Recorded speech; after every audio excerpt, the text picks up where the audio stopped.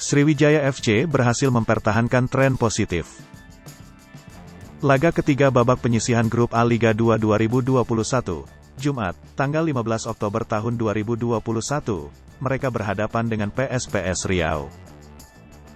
Laga yang digelar di Stadion Gelora Sriwijaya Jakabaring, Palembang, Sriwijaya FC menutup laga dengan skor 3-0.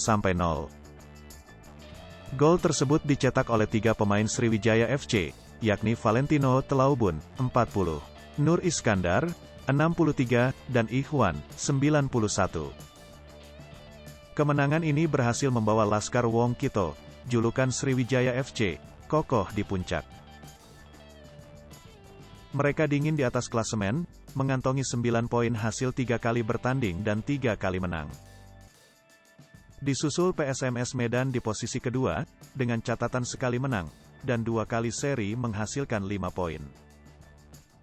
PSPS Riau tertahan di peringkat ketiga, dengan catatan sekali menang, sekali imbang dan sekali tumbang serta mendulang 4 poin. Semen Padang FC baru mengantongi 2 poin, hasil dari 2 kali imbang dan sekali tumbang.